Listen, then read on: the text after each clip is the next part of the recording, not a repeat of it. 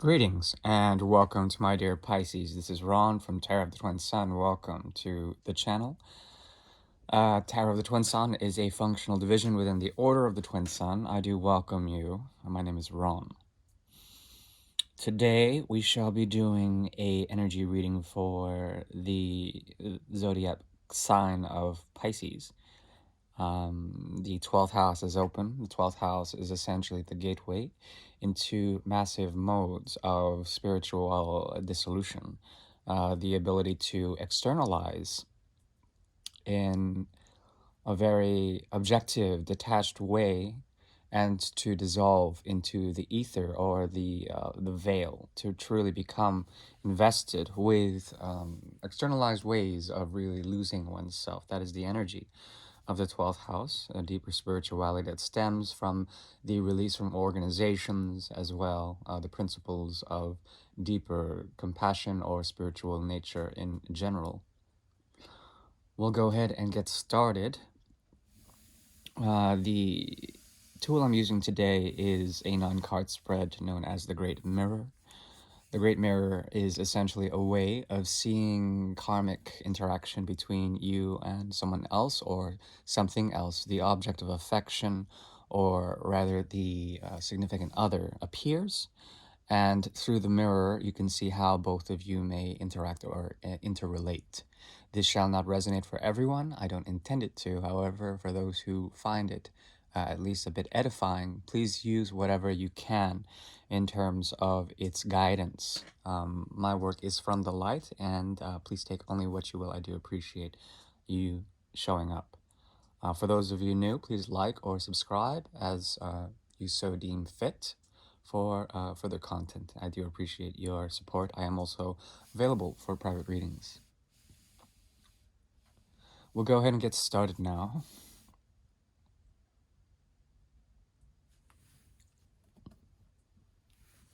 I'll be working from a very old deck from 1890. This is a deck that's about 130 years old.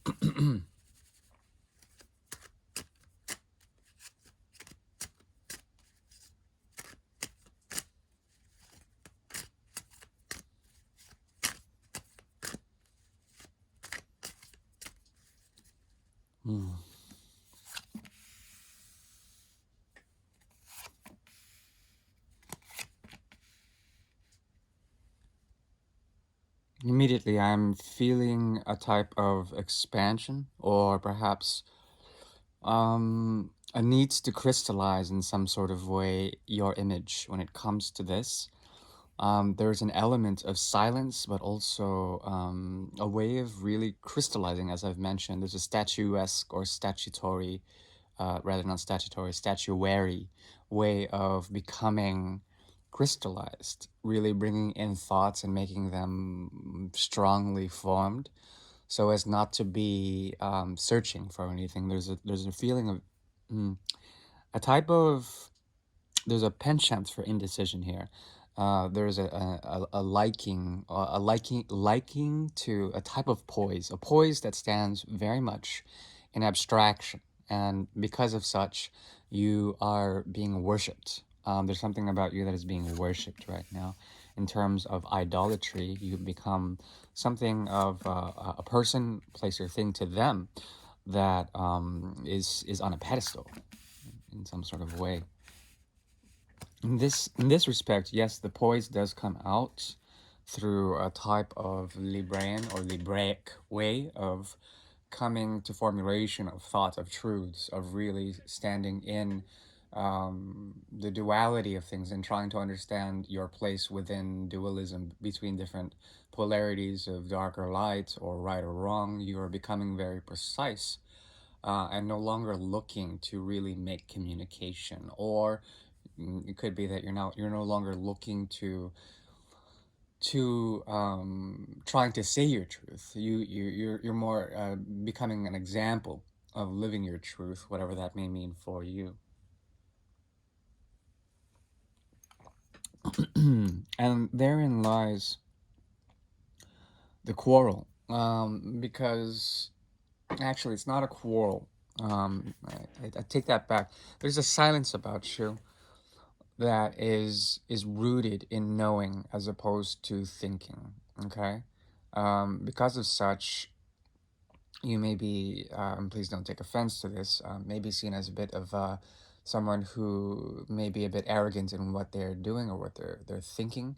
Um, it's in the doing in which you become this sort of statue-like materialization that becomes objectified. And as soon as that happens, people can possess you. People can try to possess you. Anyone, even this person, might try to possess you in some sort of way. There is a cycle here that has to do with day and night. This person representing the day. Your seventh house is activated as Virgo comes out with the card of jour. Right? Jour is day in French. And there is an element of you trying to justify this person's motivations, either emotional or based on the energy of the fifth house. Okay, second versus fifth house, or fourth versus fifth house. There's a mystery here that leads to the six. Okay, which 456, it's moving from structures of the emotional body, trying to convey a way of moving away from these structures and acting in accordance with the ego or superego, and then trying to understand the method in which they did so. Okay, so it could be that excuse me, they're trying to understand or criticize or self criticize, or perhaps project onto you a type of criticism that has to do with criticism of the object of desire, you being more the object of desire as opposed to them. Because of such, the seventh house is activated with the energy of Libra, as well the ninth house of Sagittarius. There is a core philosophy that dances with the intensified polarities of the eighth house, okay? Meaning that there is possibly intensified emotions that you are objectifying within the connection. You're wondering to sever these. Also, they see this as a mode of you being very philosophically grounded in your own core principles or your own desires, but also knowing that you have a sage mentality about it. There's a sense of justice as well as sense of fairness and truth becoming paramour, or truth becoming paramour. And it's as if you're withholding the truth in some sort of way. This coming off as a type of artificiality that is represented in anything imitative, especially statues, which are the most flattered form of imitation, really, because statues are all about taking something material, giving it life. You know, even though it is not, it is lifeless. It has a type of suspended animation. Okay, meaning that it's trying to do something or say something, or there's a mode of action that is suggested as opposed to actually lived out. Okay, and this is all in the conscious realm. Okay, there's an element also of karma here. Karma being that if you've been waiting for a mode of communication from this person, place, or thing for some time, now karma is coming so that you have switched the tables. And it may not be like you are actually have done that. Something between you two has gone and go ahead and checked on the sand that both of you meddle with, the very grounds on which you meddle with, and they're being sort of reconciled in terms of modes of karma or energy. Okay, and both of these grounds can be cut from the equation as well. It depends on the higher agency of the situation, based on the seventh house and based on Venus and based on Libra energy. Okay, as well as Sagittarius. However, Because of such, there is an inkling or a need for you to say something, but it's very difficult for you to do so. That could be the problem, could be the issue, but that is actually wise beyond years. Sometimes saying that which needs to be said but not said is better left that way. And there is a sense of you crystallizing, as I've mentioned before, becoming very hard, becoming very determined in your material or acts of realism within the situation. Okay. Excuse me. When it comes to what is being done or what is being said intuitively as well as within the realm of magic, sorry, excuse me, tongue twister there, realm of magic, there is a feeling of you really not rising up to the challenge. You don't want to rise up to the challenge. You find it to be very challenging, especially with this person cycling from, especially with the energy of the moon taking precedence here. Moon in Virgo, as well as Virgo, the seventh house, as well, the sixth house energy of Virgo into the seventh. Meaning that there is a type of information, okay, information that wants to be imparted to the other, imparted to you, some sort of stark realization that they have found while going deeply into the very detail of your situation. They find it to be most unsettling. There is an element here of Saturn. Already, I'm seeing a lot of grounded energy here. A lot of gravity as well. The Moon as well as Saturn, they have very intense forms of gravity that affect the Earth, but also affect themselves. And if you see the concentric rings of Saturn, they're formed by the very gravitas and the sort of surrounding asteroid fields or whatnot that constitute the material rings of Saturn. Okay, Saturn is also a bit shifty, um, but let me come back to that. There is an element here of indecision on your end that you want to come to, and indecision sounds like a bad thing, but it actually isn't. It's better for you to weigh out various understandings of how the sand and the ground has been handled within this. This is very much like the sand of the Colosseum of the Roman Colosseum, the arena. There's something about it very competitive energy here that has to do with the other and trying to project in a fanatical or perhaps a spiritual way your own desires when it comes to what you've learned to live by in terms of your code as well as your core philosophies, as I've mentioned. Um, the Seven of Rods usually denotes a type of resistance, fervor, as well as challenges, as well as rising up against those challenges and standing up by your own principles. However, there is an element of indecision, as I've mentioned, a crystallization in the statuary sort of way of you presenting yourself. There's an enigmatic poise, possibly. The High Priestess energy is lurking here. It's not here, but it is certainly around here. There is a mystery that attracts the seventh house, that attracts the energy of Virgo, the axis of the opposite. Already, I'm seeing a sea of information that has to do with essentially this person sort of giving up in a way, or at least letting um, time sort of realize itself, as well as time and space realize itself in terms of what has been trying to be grown or thrown into the earth in order to fertilize and watch it grow over seasons. It could take seasons for this person to actually realize something, but it seems as if they have shifted or they are very mutable in the way they excuse me, the way they value the connection.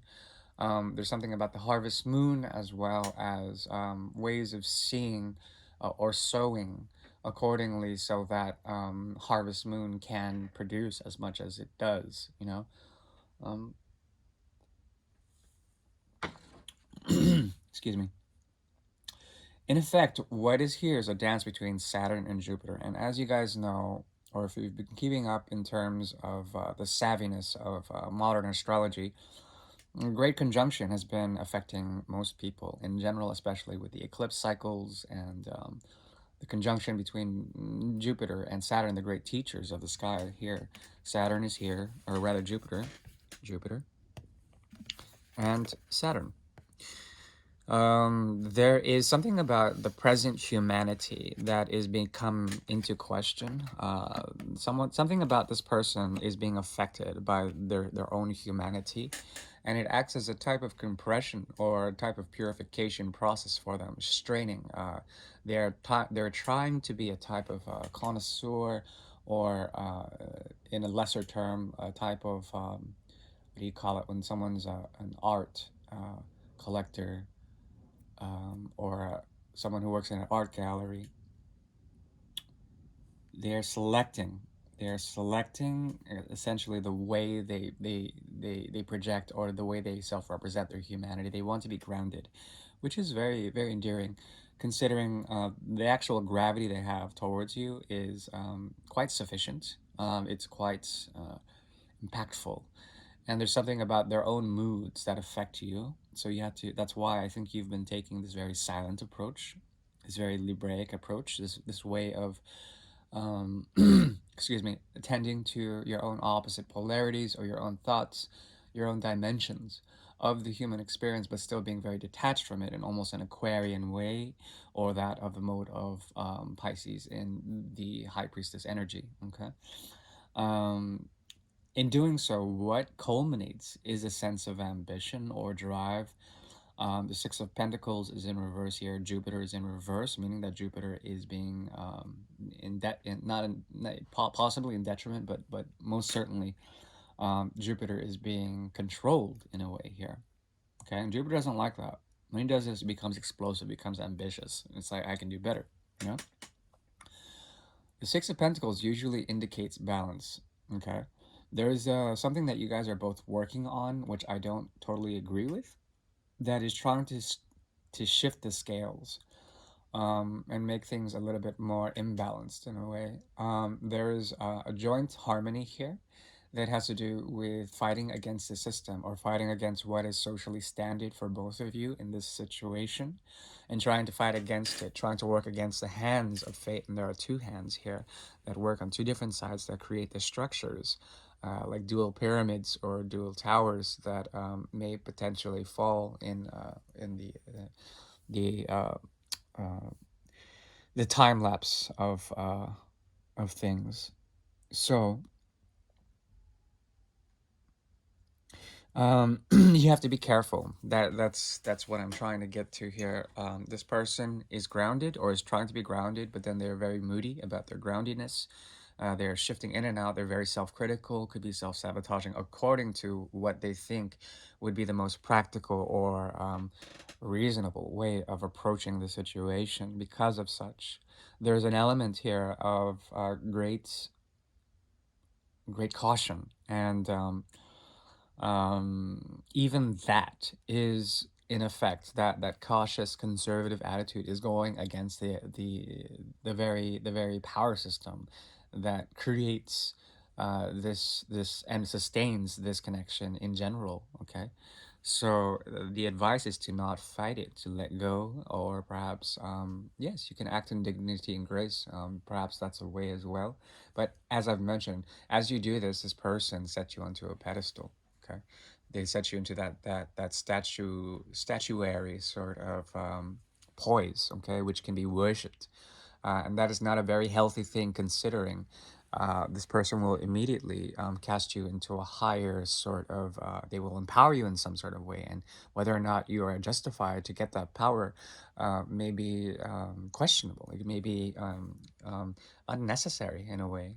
So it's really it's really up to you, and I think you're making the right decision to sort of not partake, or not try to substantiate your own heart's desires by going in, and really letting that work itself out, because there will be conflict. It will become imbalanced in a way, and I don't want to project onto your own situation. If it doesn't resonate, please just don't let it resonate.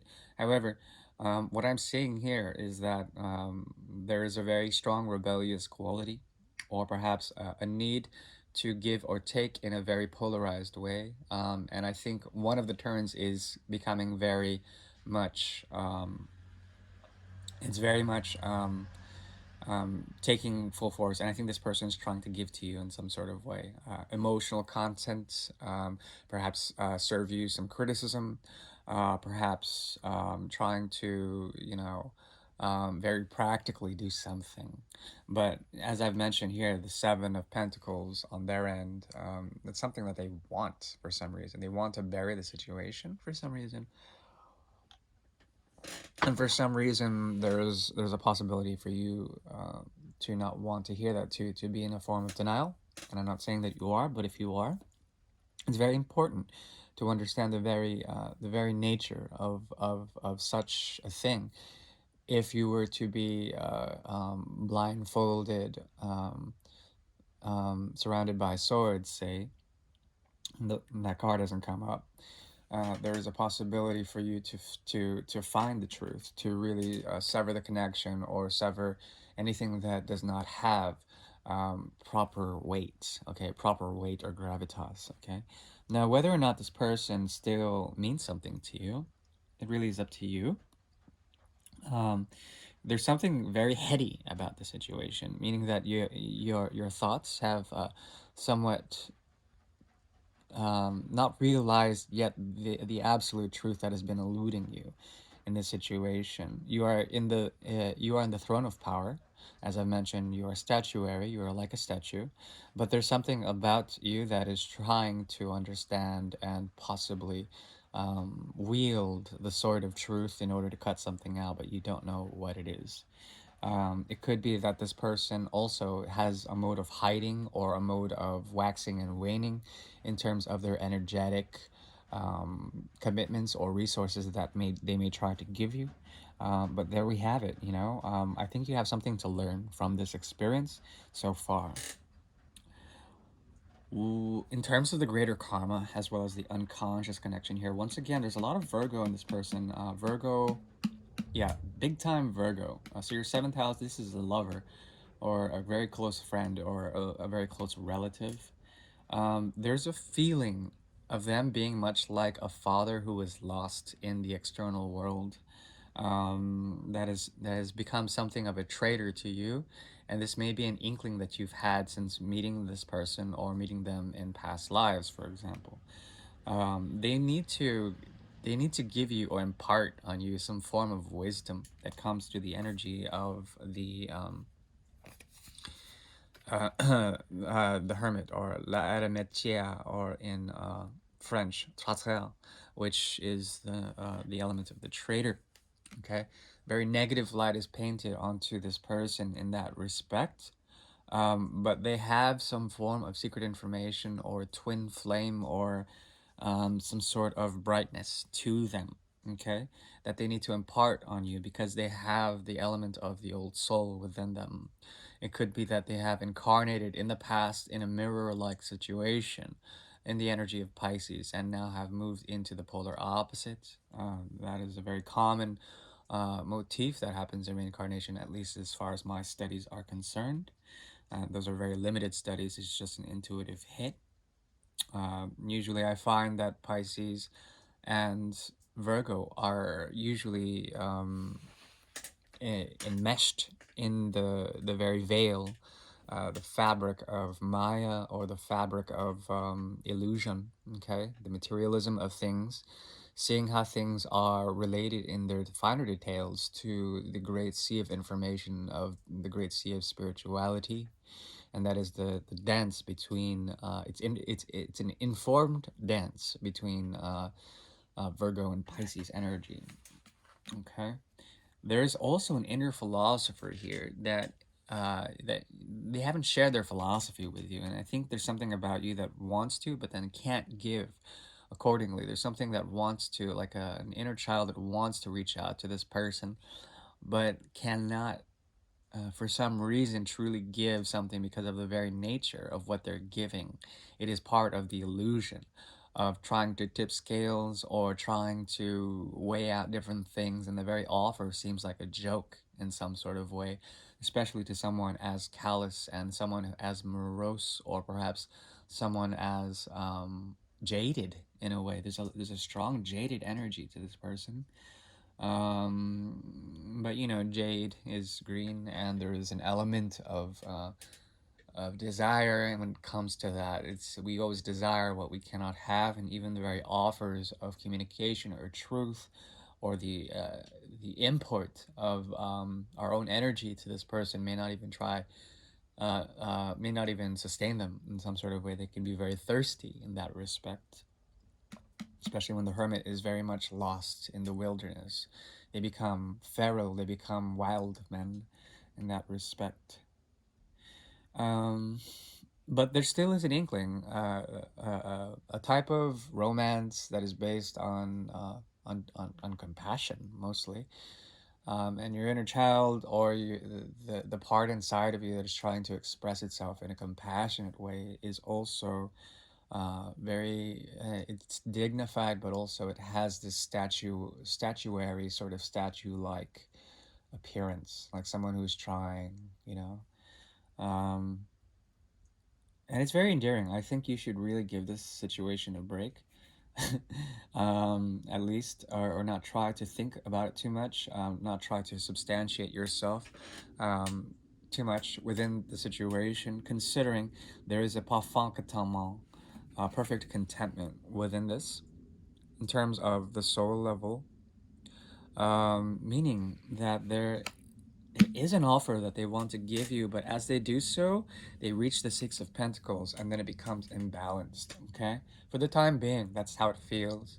I would suggest giving this person a few more moon cycles, or perhaps until when the season is right. They're very much based on fertility and ritual. They believe in ritual a lot. So everyday occurrence, you know, good health, and like they believe in the monotonous. Okay, not the polyphonous, the monotonous. Excuse me, meaning that they have a one-track mind. And if they have a one-track mind, they will move towards you eventually to their statue and worship you once again. It really depends if you're into that or not. I think by that at that point you will have arrived at a high enough philosophy in order to meet their own, as well as them to meet you with those truths that you've been seeking from them for quite some time. And this is forever, okay? By quite some time, I mean forever. There is a very rigid, mutable shiftiness about them, but it's fixed immutability, meaning that they will oscillate often and move in and out, do their own thing, attend to the very Maya in which they are synthesizing, trying to create the hand of fate for their own. Because of such, there is an element of delusion, or perhaps being really sort of obsessed with the realized or practical ways of communicating or interacting in general. And because of such, there is a type of perfect contentment within it, meaning that they can offer you the world. They can offer you what you've been searching for. They can offer you a sense, the sense of a child, the sense of humanity, and they can do this, but there still is something holding them back, and that's their very ambition, the need to expand in some sort of way. I'm telling you, the Great Conjunction has really affected this situation, and because of such, it's difficult because of the conjunction being in a Capricorn for a while, being in Jupiter contained that energy, very difficult. And then it shifts over to Aquarius, even then, containing that. Eventually, Uranus will shift the scales, and perhaps that's what you're waiting for. Some sort of change, some sort of beautiful dimension in terms of that.